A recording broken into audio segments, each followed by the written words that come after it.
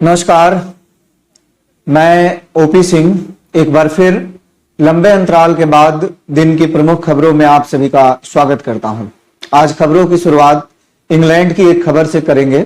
वहां पाकिस्तानी मुसलमानों ने भारतीय हिंदुओं पर हमले किए। इसकी वजह फिलहाल स्पष्ट नहीं हो पाई है, लेकिन आरोप है कि जब हिंदू समुदाय पर हमले हो रहे थे तब ब्रिटेन की पुलिस हालात को संभालने के बजाय खामोश तमाशबीन बनी हुई थी। दूसरी खबर पूर्व राष्ट्रपति रामनाथ कोविंद से है। केंद्र सरकार ने उन्हें Z+ की सुरक्षा मुहैया कराई है। इसके अलावा आजीवन राष्ट्रपति को सभी तरह की केंद्रीय सुविधाएं उपलब्ध होने के साथ Z+ की सुरक्षा भी मिलती रहेगी। अब पश्चिम बंगाल की खबरों के बारे में बात करते हैं। राज्य में बुधवार की सुबह की शुरुआत CBI की छापेमारी से हुई। केंद्रीय अन्वेषण ब्यूरो ने ममता कैबिनेट में मंत्री मलय घटक से जुड़े 6 ठिकानों पर एक साथ सुबह 8:15 बजे छापेमारी की थी। इसमें से 3 ठिकाने राजधानी कोलकाता में हैं, माफ करिएगा, इसमें से 2 ठिकाने राजधानी कोलकाता में हैं, जबकि बाकी के 4 ठिकाने आसनसोल में हैं, जहां मलय घटक का पैतृक आवास है। राजभवन के पास जो विधायकों का आवास है उसी में मलय घटक मौजूद थे। सबसे पहले CBI की टीम वहीं पहुंची। उनके पूरे आवास को केंद्रीय अर्धसैनिक बलों की मदद से घेर दिया गया। वहां किसी का भी प्रवेश वर्जित कर दिया गया था और मंत्री से लगातार पूछताछ होती रही। दिन भर करीब 8.5 घंटे तक CBI अधिकारियों ने जांच पड़ताल की, छापेमारी की, कई सारे दस्तावेज बरामद किए हैं। CBI के जाने के बाद मलय घटक बाहर निकले। उन्होंने मीडिया कर्मियों को देखकर हाथ हिलाया और कहा कि मामला फिलहाल विचाराधीन है, इसीलिए इस पर बहुत कुछ नहीं बोलेंगे। इधर CBI के उनके घर से निकलते ही ED ने उन्हें कोयला तस्करी मामले में नोटिस भेज दिया है। उन्हें अगले हफ्ते 14 सितंबर को दिल्ली के CGO कॉम्प्लेक्स स्थित ED के केंद्रीय मुख्यालय में पूछताछ के लिए हाजिर होने को कहा गया है। इसके पहले भी ED ने मलय घटक को नोटिस भेजा था, लेकिन वह हाजिर नहीं हुए थे। अब बात करते हैं मवेशी तस्करी मामले में गिरफ्तार राज्य के बाहुबली नेता अनुव्रत मंडल की। जेल में बंद मंडल को आज एक बार फिर आसनसोल की विशेष CBI कोर्ट में पेश किया गया। यहां न्यायाधीश राजेश चक्रवर्ती ने उन्हें एक बार फिर 14 दिनों के लिए जेल हिरासत में रखने का आदेश दिया है।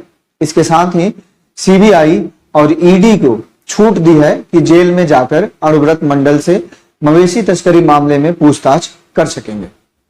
तीसरी खबर पश्चिम बंगाल में राजधानी कोलकाता से सटे बागुईहाटी में माध्यमिक के 2 छात्रों की निर्मम हत्या से संबंधित है। इस मामले में थाना प्रभारी पर लापरवाही का आरोप लगा था। इसके बाद राज्य पुलिस के महानिदेशक मनोज मालवीय के निर्देश पर थाना प्रभारी कल्लोल मजुमदार को सस्पेंड कर दिया गया है। दरअसल दोनों छात्र गत 22 अगस्त से लापता थे। आरोप लगा था कि इन्हीं के पड़ोस में रहने वाले एक शख्स ने दोनों को बाइक दिलाने का वादा कर घर से ले गया था। उसके बाद दोनों बच्चों को उसने भरपेट भोजन कराया था, चाय पिलाई थी। उसके बाद गाड़ी में ले जाकर गला घोटकर हत्या कर दी थी।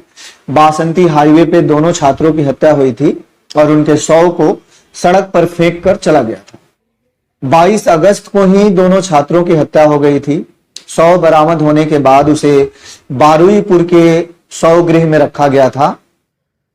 15 दिनों से अधिक समय से छात्रों का शव मॉर्ग में पड़ा हुआ था, लेकिन बागुईहाटी थाने की पुलिस को खबर तक नहीं लगी।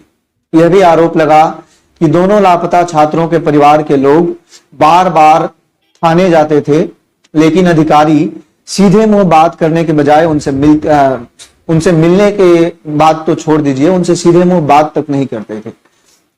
कल यानी कि मंगलवार को छात्रों के शव बरामदगी की पुष्टि हुई थी।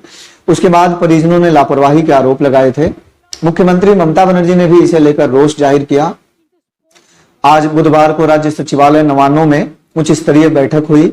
इसमें गृह सचिव, मुख्य सचिव के अलावा पुलिस महानिदेशक मनोज मालवीय, सभी जिलों के जिलाधिकारी, पुलिस अधीक्षक और पुलिस आयुक्तालयों के आयुक्त यानी पुलिस कमिश्नरेट के जो कमिश्नर हैं, सारे लोग शामिल हुए थे। इसमें विधाननगर के पुलिस आयुक्त सुप्रीम सरकार भी शामिल थे। मुख्यमंत्री ममता बनर्जी ने सभी के सामने उन्हें फटकार लगाई। उन्होंने कहा कि पुलिस आखिर इतनी लापरवाह क्यों थी।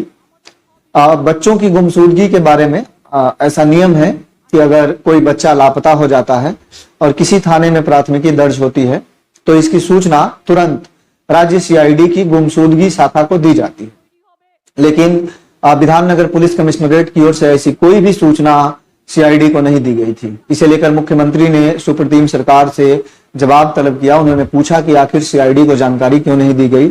इसके अलावा परिवार के सदस्यों के साथ पुलिस के बर्ताव को लेकर भी उन्होंने नाराजगी जाहिर की और कहा कि वह ऐसा कोई भी रवैया प्रशासन का बर्दाश्त नहीं करेंगी जिससे सरकार की बदनामी होती है। अगली खबर, शिक्षक नियुक्ति भ्रष्टाचार मामले में गिरफ्तार राज्य के पूर्व शिक्षा मंत्री पार्थ चटर्जी से है।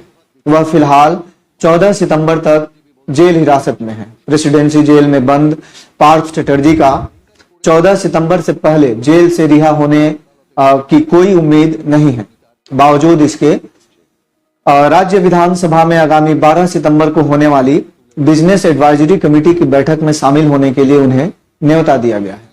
विधानसभा अध्यक्ष विमान बनर्जी ने बुधवार को इसकी पुष्टि करते हुए बताया कि 14 सितंबर को विधानसभा का अल्पकालीन सत्र आयोजित होगा। उसके 2 दिन पहले 12 सितंबर को बिजनेस एडवाइजरी कमेटी की बैठक होनी। इसी बैठक में शामिल होने के लिए पार्थ चटर्जी को न्योता दिया गया। खास बात यह है कि यह जानते हुए भी कि पार्थ चटर्जी इस बैठक में शामिल नहीं हो सकेंगे, उन्हें क्यों न्योता दिया गया। इस पर राजनीतिक विश्लेषकों ने कई तरह के कयास लगाने शुरू कर दिए हैं। दरअसल कुछ दिनों पहले झारखंड कांग्रेस के 3 विधायकों को पश्चिम बंगाल में 49 लाख रुपए की नकदी के साथ गिरफ्तार किया गया। वह फिलहाल तीनों विधायक फिलहाल जेल में बंद हैं, लेकिन कोर्ट ने उन्हें राज्य विधानसभा के सत्र में शामिल होने की सशर्त अनुमति दी है।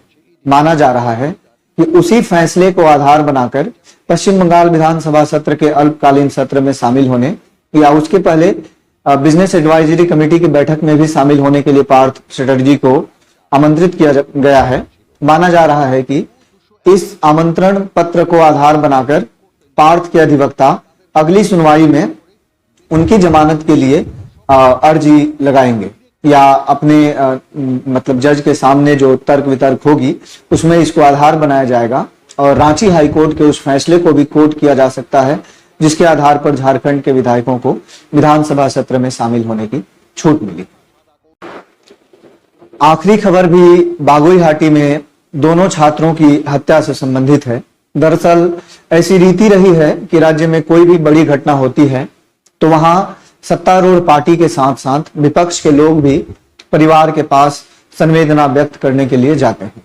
बागुईहाटी में जहां दोनों छात्रों की निर्मम हत्या हुई है वहां कल यानी कि मंगलवार रात को प्रदेश भाजपा के अध्यक्ष सुकांत मजुमदार पहुंचे थे। आरोप है कि उन्हें परिवार के पास जाने नहीं दिया गया, रास्ते में ही रोक दिया गया, भारी विरोध किया गया जिसकी वजह से उन्हें वापस लौटना पड़ा। वहीं सुकांत मजुमदार के वापस लौटते ही स्थानीय विधायक अदिति मुंशी पीड़ित परिवार के घर गई, घर वालों से मुलाकात की और आश्वस्त किया कि जो भी दोषी हैं उन्हें बख्शा नहीं जाएगा।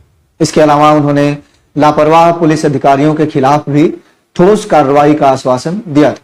उसी तरह से आज बुधवार को माकपा की राज्य समिति में शामिल मोहम्मद सलीम जो राज्य महासचिव भी हैं और माकपा के बड़े नेता सुजन चक्रवर्ती पार्टी के अन्य नेताओं के साथ दोनों छात्रों के घर पहुंचे थे।